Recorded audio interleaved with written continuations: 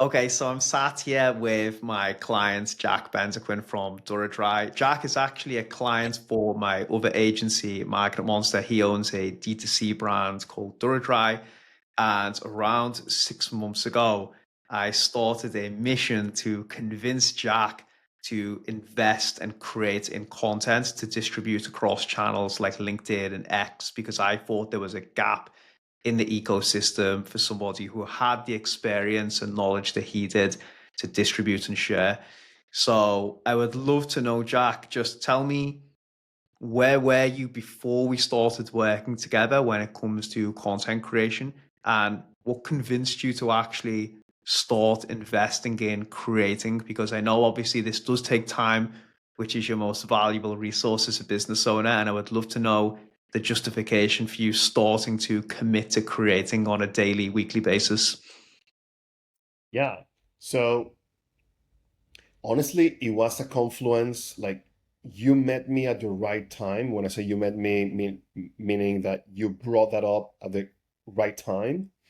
I'd been thinking about creating content for a while, but to be honest, I didn't know anything about it, how to do it, how to like what were the tactics? Because it's not only about posting and that's it, goodbye. There's a bunch of understanding behind it to make it work, right? Um, and I've seen so many people around me, not only on LinkedIn but X and maybe other platforms as well, that their their business took off because of the personal brand that they built. And that lever became so big and so evident that I couldn't ignore it any longer, right? So you mentioned that to me, and immediately it clicked, and we had a conversation, and then within a month we were shooting. So that's that's how it happened and why it happened. Yeah. And did you have any fears before getting involved in this? Because this is something that consistently comes up when I speak to founders, successful people like yourself who've got a lot of experience, is that they are scared to post. They don't know how the audience or the ICP will resonate with it. What were your fears and what's been your experience like pushing through them and just committing to this process? Okay, that's an amazing question. There are two types of fear if I think about it out loud. Of course, I haven't thought about this question before. Um, but one fear is, hey, maybe I post content that's stupid. Maybe I think I know the thing. Maybe I think I'm smart, but maybe the content is not valuable. Maybe it's just bad content. And then it's gonna come back in the future and bite me in my behind because maybe I say something that then someone uh, exposes me as a fraud, right? So that's one type of fear. I still feel it a little bit, but I just learned to disregard it because content is just it's going so fast that just um and you have to develop the confidence in your knowledge slash wisdom. So that's one. But I think the biggest one, to be honest, that I had to overcome, and many people have to do as well, is the fear of what people that know you in real life are going to think about and say about your videos, right? Like, look, look how dumb he looks. Look, wow, now Adam is an influencer. But the reality is that it's a big lever, and you can't let what other people are going to think or say prevent you from going for it because there's so much to gain that it would be stupid to let people hold you back. And tell me about the results and feedback that you've got since creating, because I think interestingly for you, you are a D2C founder. So most of the people that we've traditionally worked with are posting with the mindset of generating leads. And I know this is something that we've sat down between us and discuss like why we're doing this. And obviously it's the access to opportunity, and as you mentioned, the leverage that comes off the back of posting. So just tell me a little bit about, since you've been creating now for around 4 or 5 months, what type of feedback are you getting? What type of opportunities? Would love to just hear from you on this. Yeah. Um, my network exploded. I'm being invited to a bunch of events, founders dinners, other founders are reaching out, commending me on the content. I've met very interesting people that I'm now doing business with that are going to help me succeed in my actual business in Duradry, right? So I think that um, for everyone is going to be different, but once you put yourself out there and you put content that's relevant to people that are like-minded or around your industry, you're going to start understanding the value, right? Because maybe it's just so you can connect with someone that's going to help you revamp your TikTok strategy, right? Or maybe you're going to meet an investor that then is going to take a look at your content and say, you know what? Adam knows what he's talking about. Let me have another discussion with him and maybe invest, right? So it can only open doors. So again, it's been amazing. I just want to pause on that point for anyone listening, because traditionally networking is done on a one-to-one basis, right? Like you go, you meet someone offline, you have an intimate conversation.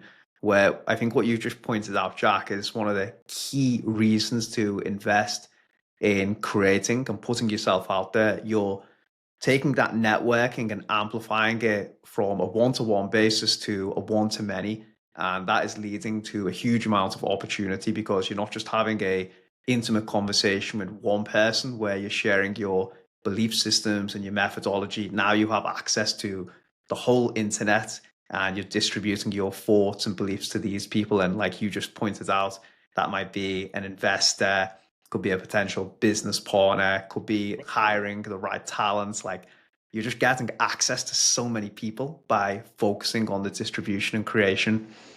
Yeah, I see it as networking at scale, right? Exactly. Yeah. Um, Also, something that someone said, I think it was Sean Puri, that it's not how many people do you know, but how many people know you relatively intimately. And when I say intimately, it's just a way of saying that they know more or less how you think and what you're doing with your life, and that has a ton of value because then business and opportunities are going to come your way instead of you trying to chase them.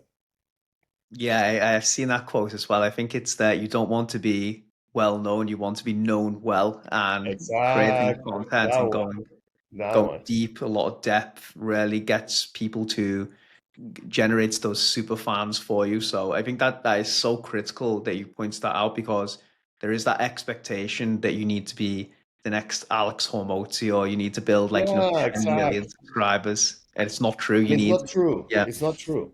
Maybe your videos don't have, you know, 1,000 likes and comments, but that like my videos thus far are not, you know, at the moment I'm asking hundreds of likes and comments, but the network is still there being formed. Like I keep meeting people that both I have known from the past and new people that in events or even via DMs tell me they love the content and they follow it, but they're not liking or commenting on the posts, right? So there's more value being accrued than what's being shown on the front end. absolutely. And again, that's a critical point for anyone that's watching, is that I can speak to my own content. The best deals, at least for my agency business, I ever sourced in terms of Hmm. value were people who never commented, but when they actually reached out via DM, they told me that they'd been consuming for over 18 months to sometimes 2 years. So there's so many lurkers who, it's logical as well, don't engage because they don't want people to pick up on that and then start to hammer them with outbound, but they all sat in the periphery, like you said, consuming and Yeah, getting to know you intimately. yeah. I think that the vast majority are like that. Yeah, yeah, this is probably a huge cohort. So just Yeah. to finish, Jack, as well, because um, I know a lot of people have trepidation and they have objections, whether it's fear, whether it's the ROI or time investments. What would your advice be to people who are maybe on the fence about creating content but have some of those objections as to getting involved with the process? Um, do what I'm doing. Meaning, my plan is very simple. I'm gonna post 100 times. I'm gonna do my 100 reps, and I'm not gonna think whether I'm building like I'm looking ripped, right? I'm just gonna do the reps. And at the end of a process, I'm gonna look back and think whether it's worth it to keep going. But just look at it as a test, 100 reps. And if you don't want to keep going, at least you're gonna get the value from the first 100 reps. And everything takes you to something else. For example, I just started creating content for our socials, for our deodorant brand, for Duradry. Something that I had never thought I would do. But let's say going over the hump of the fear of putting my face out there because of the business content with Content Army kind of like pushed me to try the other stuff, right? The TikToks, the reels. Um, so yeah, don't look at it as you're committing forever. Just do 100 reps and then assess. And I'm sure that you're gonna get something out of it, like something real, tangible, positive to your business. Absolutely. It is a process that you need to commit to. And I think that is a good benchmark, as you said, around 100 posts. Just mentally commit, be disciplined. And then if you don't get anything off the back of that, fair enough. But I can almost guarantee that if someone shows up and does the hard work, they're going to have interest and opportunities. So thank you for your time, man. Really appreciate you sharing everything. And I'll speak to you soon. Thank you. Thank you, brother.